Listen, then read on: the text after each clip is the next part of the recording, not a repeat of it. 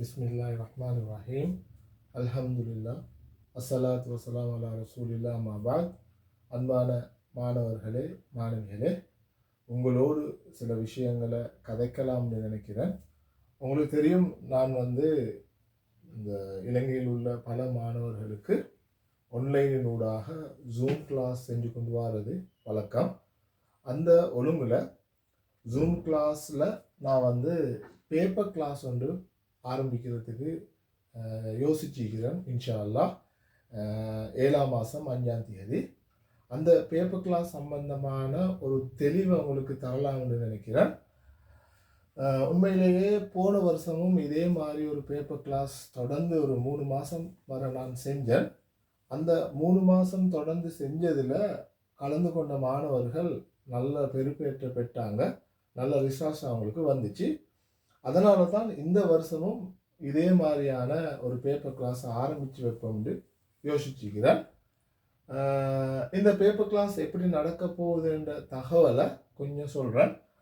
இந்த பேப்பர் கிளாஸை நீங்கள் பார்த்தா விளங்கும். மாதாந்தம் குறைஞ்சது 10 கிளாஸ் நடக்கும். கிழமையில் 3 கிளாஸ் போட்டிக்கிறேன். அப்போ 4 வாரத்துக்கு 12 கிளாஸ் நடக்கும். ஆக குறைஞ்சது 10 கிளாஸ் மாதாந்தம் நடக்கும். அதே போல் அதில் நான் செய்ய எடுத்த ப்ரொஜெக்ட் 5 MCQ மாடல் பேப்பர்களை டிஸ்கஸ் பண்ணுவோம், 5 பார்ட் 2 பேப்பர்களை டிஸ்கஸ் பண்ணுவோம். அதோட எதிர்பார்க்கை வினாக்களோடு தொடர்பான பகுதியும் அதில் கலந்துரையாடப்படும். பரீட்சைக்கு விடை எழுதுகிற நுட்பங்கள் 18 வருஷ பேப்பர் மார்க்கிங் உள்ள போனத்தில் எனக்குள்ள அனுபவத்தில் எக்ஸாமுக்கு எப்படி விடை எழுதுறது சம்பந்தமான நுட்பங்களை உங்களோட கலந்துரையாடலும், சுய கற்றலில் ஆர்வத்தோடு ஈடுபடுதல், எப்படி படிக்கணும், சுயமாக எப்படி படிக்கிறது சம்பந்தமான விஷயங்களும் அதில் சொல்லப்படும். எடுத்த சில மாணவர்களோட அவங்களோட விட பேப்பர்களும் அதில் காண்பிக்கப்படும். இந்த மாதிரியான ஒரு டாக்கட்டோடு தான் இன்ஷா அல்லாஹ் இந்த ப்ரொஜெக்டை நான் செய்ய போகிறேன். இதை டைம் அட்டவணை வரும். அட்டவணையை நீங்கள் பார்த்தா விளங்கும். வெள்ளிக்கிழமையில் மாலை இரவு 7:30 9 மணி, சனி ஞாயிறு காலையில் 5:30 7 மணி, யாருக்கும் டிஸ்டர்ப் இல்லாத டைம். இதுக்கு நீங்கள் செய்ய வேண்டியது மாதாந்தம் ஒரு 1000 ரூபாய் கட்டணும். ஒவ்வொரு மாதமும் 1000 ரூபாய் நீங்கள் கட்டணும். முதலாவது ஜூம் கிளாஸ் 5ஆம் தேதி 7ஆம் மாதம் இன்ஷா அல்லாஹ் நடைபெற இருக்குது. இந்த வாட்ஸ்அப் நம்பருக்கு இதில் கலந்து கொள்ள விருப்பமான ஆட்கள் இந்த வாட்ஸ்அப் நம்பருக்கு நீங்கள் தொடர்பு கொள்ளலாம். இந்த விஷயத்தை இந்த இடத்துல நான் உங்களுக்கு ஞாபகப்படுத்தி கொள்கிறேன். ரைட். இதில் அடுத்த விஷயமும் கட்டாயம் நான் பேச வேண்டியது. பொதுவாக என் ஜூம் கிளாஸ் டைம் டேபிள் இதில் இருக்குது. ஃபர்ஸ்ட் இயருக்கும் செகண்ட் இயருக்கும் பொதுவாக செஞ்சு கொண்டு போகிறேன், அது வேறையா. ரைட். இப்போ இதில் ஆக முக்கியமாக இன்னைக்கு நான் சொல்ல எடுத்த விஷயத்தை கொஞ்சம் பார்த்துக்கொள்ளுங்க. இது உங்களுக்கு நிறைய ஹெல்ப் ஆகிக்கும். GCA லெவல் பாடத்தில் இம்முறை பரீட்சைக்கு வந்த வினாக்களில் எனது சாய்ஸ். சரியா? போன முறை எக்ஸாம் செஞ்ச ஆக்களோட ஃபைனலாக வந்த பேப்பரும் நான் செமினாரில் கொடுத்த பேப்பருக்கும் இடையில் என்னென்ன கேள்விகள் வந்துச்சு என்றதை கொஞ்சம் இந்த இடத்துல ஞாபகப்படுத்துகிறேன். இதில் பார்த்தா விளங்கும். ஃபைனல் எக்ஸாம் பேப்பரில் நீங்கள் எடுத்து பாருங்கள். முதலாவது பேப்பர் கொஷன்ஸில் 4வது கேள்வி இபாதத் முஆமலாத் என்பவற்றுக்கு இடையிலான வேறுபாடுகளை தெளிவுபடுத்துகிற ஒரு கேள்வி வந்துச்சு.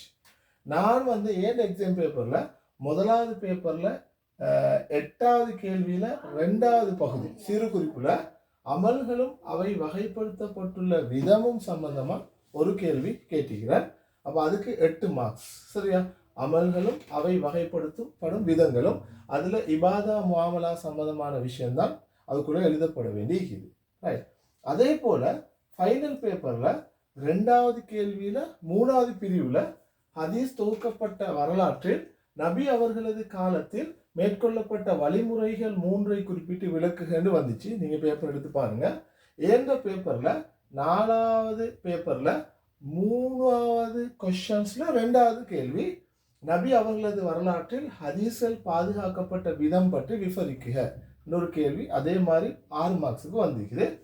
ஃபைனல் பேப்பரில் 2வது கேள்வியில் 4வது பகுதி தபு தாபிங்கிறது காலத்தில் சுன்னாவின் தூய்மையை பாதுகாக்க மேற்கொள்ளப்பட்ட நடவடிக்கைகள் 2 கேட்டீங்க. அதே மாதிரி நான் ஹதீஸ் துறையில் அதன் துணைக்கலைகள் 3ஐ குறிப்பிட்டு விளக்குகின்றேன். என 2வது பேப்பர்ல 3வது கேள்வியில 4வது பகுதியில இந்த கேள்வி அஸ்மா ரிஜால் இல்முல் ஜர்ஹ் வ தஅதீல் உசூல் ஹதீஸ் தான் 2க்குமே விடை வரும். ரைட். அதே போல என்ன 4வது ஃபைனல் பேப்பர்ல 2வது கேள்வி மகாஷிது ஷரியாவின் 3 படிநிலைகளையும் குறிப்பிட்டு அவற்றுள் ஒன்றை விளக்குகன்னு வந்துச்சு. ஏண்ட கேள்வி 2வது பேப்பர்ல 6வது கொஸ்டின்ல முதலாவது மகாஷிது ஷரியாவின் பாரம்பரிய வகைப்படுத்தலின் முதல் படியில் இருக்கும் லரூரியாத் பற்றி குறிப்பிட்டு அதற்குள் உள்ளடங்கும் 5 விடயங்களை விளக்குக. சரியா? அதுக்கு 10 மார்க்ஸ். ரைட். ஃபைனல் பேப்பர்ல 5வது கேள்வியில முதலாவது பிரிவோ சரியா இஸ்லாத்தில் திருமணத்தின் முக்கியத்துவம் குறிப்பிட்டு திருமணத்தின் போது தவிர்க்கப்பட வேண்டியங்களை விளக்குக. ஏண்ட 3வது பேப்பர்ல முதலாவது கேள்வியில 3வது பிரிவு திருமணத்தின் முக்கியத்துவம் பற்றி இஸ்லாத்தின் போதனைகள் 4ஐ குறிப்பிட்டு அவற்றுள் 2ஐ சுருக்கமாக விளக்குக. ரைட். 10 மார்க்ஸ். அதே போல 10 மார்க்ஸ்க்குள்ள இன்னொரு கேள்வி ஃபைனல் பேப்பர்ல 6வதுல முதலாவது இஸ்லாம் போதிக்கும் சமய சமூக நல்லிணக்கத்தோடு தொடர்புடைய அடிப்படைகளுள் 5ஐ குறிப்பிட்டு விளக்குக. ஏழ கேள்வி 4வது பேப்பர்ல 7வதுல முதலாவது இஸ்லாம் போதிக்கும் சமய சமூக நல்லிணக்கத்தின் அடிப்படைகள் 5ஐ குறிப்பிட்டு விளக்கு. அதே கொஸ்டின் வந்திருக்குது. அதே போல 6வதுல 2வது கொஸ்டின் நபி அவர்கள் உருவாக்கிய மதீனா அரசில் மேற்கொள்ளப்பட்ட சமய சமூக நல்லிணக்கத்துடன் தொடர்புடைய செயற்பாடு. அதே கேள்வி 4வதுல 7வதுல 3வது பிரிவு இஸ்லாமிய வரலாற்றில் சமய சமூக நல்லிணக்கத்திற்கான செயற்பாடுகள் நடைபெற்றுள்ளன என்ற விடயத்தை வரலாற்றில் நடந்தேறிய சம்பவங்களை அடிப்படையாக வைத்து விளக்குகிறது நான் எடுத்துக்கிறேன். அதே போல ஃபைனல் பேப்பர்ல 7வது கேள்வியில 2வது கொஸ்டின் சுதந்திரத்துக்கு முற்பட்ட இலங்கையில் பொருளாதார அபிவிருத்திக்கு முஸ்லிம்கள் ஆற்றிய பணி. ஏன கேள்வி ஆரம்ப கால முஸ்லிம்களது சமூக பண்பாட்டு பங்களிப்புகளில் 4 துறைகளை குறிப்பிட்டு விளக்கு. அதுல பொருளாதாரம் வரும், மருத்துவம் வரும், அது அப்படியான எல்லா பகுதியும் வரும். ரைட். இது வந்து 10 மார்க்ஸுக்குள்ள கேள்வி. ரைட். ஃபைனல்ல 8வது பேப்பர்ல சிறு குறிப்பு கேள்வி ஹத்முன் நுபுவா. ஏண்டையும் முதலாவது பேப்பர்ல 8வது சிறு குறிப்பு கேள்வி இறுதி நபித்துவம். சரியா? ரைட். அல்ஹம்துலில்லாஹ். இதுல நீங்க பார்த்தா விளங்கும் ஃபைனல் எக்ஸாமுக்கு வந்த கேள்வி நான் கொடுத்த சாய்ஸ் கூட்டி மொத்தமா பார்த்தா ஃபைனல் எக்ஸாம்ல மொத்த கேள்விக்கும் 160 மார்க்ஸ் வரும். அதுல 72 மார்க்ஸுக்கு நான் கொடுத்த சாய்ஸில் வந்தீங்க. சரியா? நான் ஃபைனலா 4 மாடல் பேப்பர் டிஸ்கஸ் பண்ணிக்கிறேன். 4 பார்ட் 2 பேப்பர். அந்த 4 பார்ட் 2 பேப்பர்லேருந்து 72 மார்க்ஸுக்கு கேள்வி வந்தீங்க. அப்போ இம்முறை புள்ளிகளுக்கான வினாக்கள் 72 புள்ளிகளுக்கான வினாக்கள் நான் கொடுத்த சாய்ஸ்ல வந்தீங்க. அல்ஹம்துலில்லாஹ். இது வகி வந்ததல்ல, சும்மா சாய்ஸ் பண்ணி எவ்வளோ கால அனுபவத்தில் சாய்ஸ் பண்ணின கேள்விகள். ரைட். இன்ஷா அல்லாஹ் இதே மாதிரி சரியா இதே மாதிரி இந்த வருஷமும் அல்லாஹோட உதவியோடு நாங்கள் சாய்ஸ் பண்ணலாம், டிஸ்கஸ் பண்ணலாம்.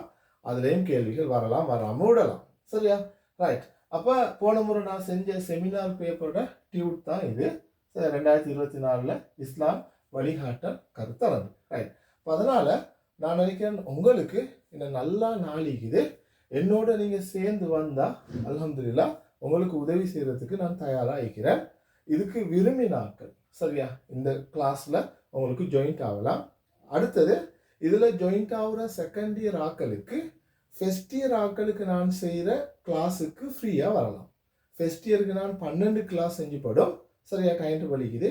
அந்த கிளாஸுக்கும் உங்களுக்கு ஃப்ரீயாக வரலாம். அதனால் உங்களுக்கு கிட்டத்தட்ட 20க்கு மேலே இஸ்லாம் கிளாஸில் கலந்து கொள்றதுக்கு வாய்ப்பு இருக்குது. நீங்கள் 1000 rupees ஒன்று தான் செலவழிக்க வேண்டும். ரைட். உங்களுக்கு விருப்பம்னா கலந்து கொள்ளலாம். விருப்பம் இல்லாத ஆக்கள் யாருக்காவது இதில் இன்ட்ரெஸ்டான ஆக்களுக்கு இந்த செய்திகளை கொஞ்சம் ஷேர் பண்ணுங்க. அப்போ எல்லாரும் இதில் பயனடைகிறதுக்கு வாய்ப்பு இருக்குது. அவ்வளோதான் நான் சொல்ல நினைச்சது. இன்ஷா அல்லாஹ் ஜஸாக்குமுல்லாஹ் ஹைர். நன்றி.